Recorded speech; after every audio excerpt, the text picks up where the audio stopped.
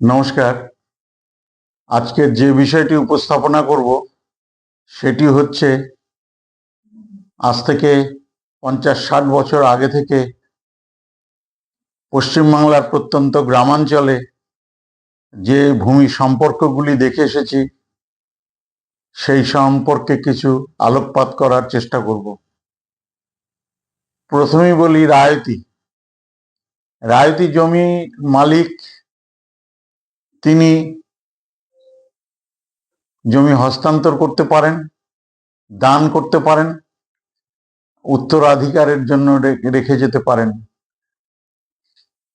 তিনি ব্যাংকে থেকে লিজ রেখে ঋণ গ্রহণ করতে পারেন।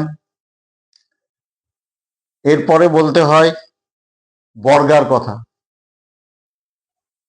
জমির মালিক অন্য কাউকে জমি চাষ করতে দেন এবং জমি চাষ করতে দিলে তিনি ফসল উৎপাদন করেন। ফসল উৎপাদন করার পরে উৎপাদিত ফসলের অংশবিশেষ জমির মালিককে দিতে হবে। এটি বলে বর্গা প্রথা। অধিকাংশ ক্ষেত্রেই বীজের সরবরাহ করা থেকে মালিক এবং অনেক সময় সার ও জলেরও সরবরাহ মালিক করে থাকে। তবে স্থানভেদে ব্যক্তিভেদে এর কিছু একটু পার্থক্য হতে পারে। তৃতীয় ভূমি সম্পর্কটি যেটি বলবো, খায় খালাসি। কোনো ব্যক্তি তার প্রয়োজন হলে জমি কারো কাছে বন্ধক রাখতে পারেন এবং বন্ধক রাখলে পরে তিনি তার কাছ থেকে কিছু টাকার বিনিময়ে বন্ধক রাখবেন এবং বন্ধক রাখার পরে নির্দিষ্ট সময় অন্তর তিনি জমিটি ফেরত পাবেন। অর্থাৎ যে চুক্তি হবে সেই চুক্তি মতো যিনি বন্ধক নিয়েছেন তিনি একটি মেয়াদ জমির ফসল উৎপাদন করে ভোগ করবেন। আরেকটি বিষয় হচ্ছে সুদ খালাসি। এক্ষেত্রে জমির মালিক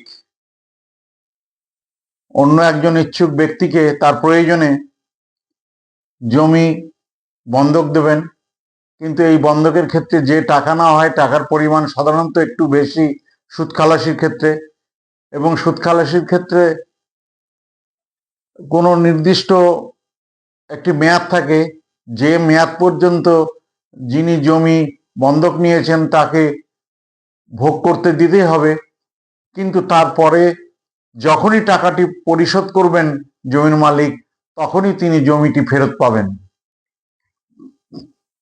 তারপরে হচ্ছে সম্পন্ন কৃষকরা। এখন আমরা দেখতে পাচ্ছি এটা 15-20 বছর ধরে এই প্রথাটি চালু হয়েছে। সেটা হচ্ছে যে সম্পন্ন কৃষকরা হোক বা যারা নিজে চাষ করতে পারেন না, পরিচালনার অভাব আছে, তারা অন্যদের জমি চাষ করার জন্য দিচ্ছেন বাৎসরিক চুক্তিতে বা একটি ফসলের চুক্তিতে, এবং চুক্তির মেয়াদান্তে তিনি একটি পরিমাণ ফসলের অংশ পাচ্ছেন অথবা তিনি নির্দিষ্ট পরিমাণ টাকার বিনিময়ে এই চাষ করার অধিকার দিচ্ছেন একজনকে। এই ধরনের চুক্তিগুলি সাধারণত মৌখিকভাবেই করা হয়ে থাকে।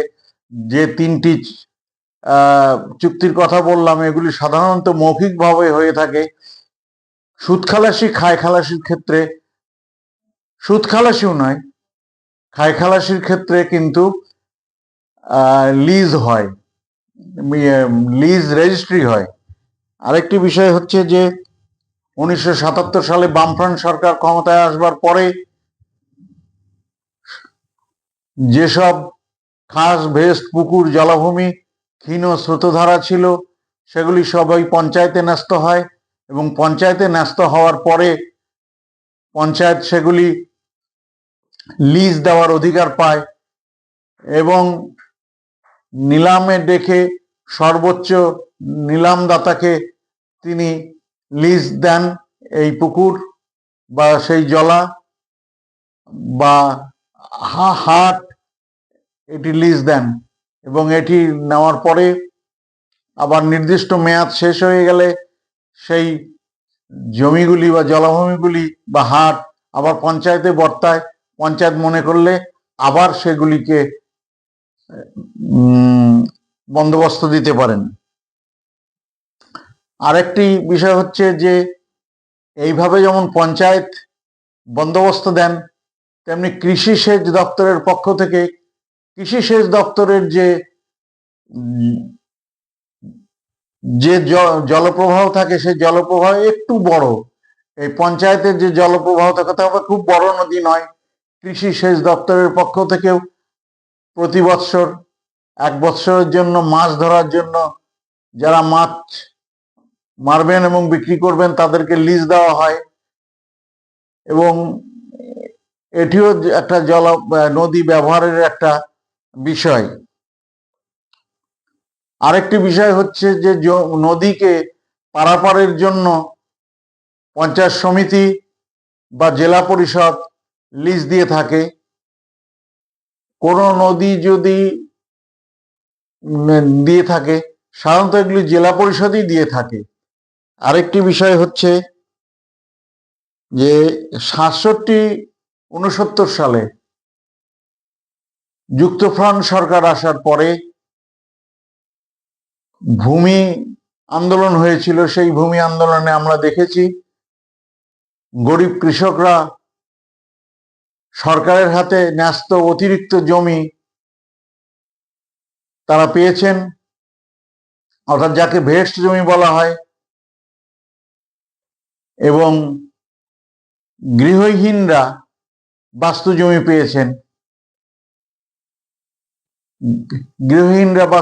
পেয়েছেন। তার পরবর্তীকালে আমরা দেখছি যে আরেকটি বিষয় আছে, সেটা হচ্ছে যে ব্যক্তিগত পুকুর, সেটা 1 মালিকানাধীন হতে পারে, বহু মালিকানাধীন হতে পারে, কিন্তু সেই পুকুরকে নিজেরাও যেমন চাষ করেন, আবার অন্য কাউকে কিন্তু লিজ দেন। এইভাবে ভূমিকে কেন্দ্র করে এই লিজও সাধারণত রেজিস্ট্রি হয় না। এই লিজ সাধারণত মৌখিকভাবেই, অর্থাৎ স্থানীয়ভাবে বসে দুই পক্ষের মধ্যে একটা খুব কম ক্ষেত্রে একটা লেখালেখি করে নেওয়া হয়। আরেকটি বিষয় হচ্ছে যে দেবতার নামে জমি থাকে, তার একজন সেবায়িত থাকেন। সেবায়িত সেই জমি চাষাবাদ করেন এবং তাতে উৎপাদন করেন। সেই উৎপাদনের অংশ থেকে তিনি দেবতার পূজা অর্চনার জন্য খরচ করেন এবং তার জীবন জীবিকার জন্য কিছুটা খরচ করেন। এটা হলো দেবত্ব সম্পত্তি। তো আমি যে বিষয়গুলি বললাম সেটা হচ্ছে যে আমি যে এলাকায় বসবাস করি এটা প্রত্যন্ত পশ্চিম বাংলার অন্যান্য জায়গার সঙ্গে হয়তো খানিকটা পার্থক্য হলেও হতে পারে, 2-1টি বিষয় নতুন যুক্ত হতে পারে, কিন্তু আমি যেটি দেখেছি সেটাই বললাম। আরেকটি বিষয় হচ্ছে এই বিষয়ে বলার প্রয়োজনীয়তা যেটি, যে বিগত দিনের যে আধুনিক যে ঘটনাগুলি তা যেমন নতুন প্রজন্ম দেখতে পাচ্ছে সে সম্পর্কে ওয়াকিবহাল, কিন্তু পুরনো দিনের যে ভূমি সম্পর্কগুলি ছিল সে সম্পর্কে কিন্তু নতুন প্রজন্ম মনে হয়েছে আলোচনা করে। আমি বাস্তবে বলছি সবাই ওয়াকিবহাল নয়, সুতরাং এটা আলোচনা করার ফলে যদি নতুন প্রজন্মরা পুরনো যে ভূমি সম্পর্কগুলি ছিল এখন প্রায় অপ্রচলিত সেগুলি যদি জানতে পারেন তাহলে কিন্তু আমার এই আলোচনা সার্থক হবে। কাজেই আমার এই আলোচনা যদি ভালো লেগে থাকে তবে শেয়ার করবেন, সাবস্ক্রাইব করবেন এবং কমেন্টস করবেন, এই আশা রেখে সকলকে নমস্কার জানিয়ে আমার আলোচনা শেষ করছি। নমস্কার।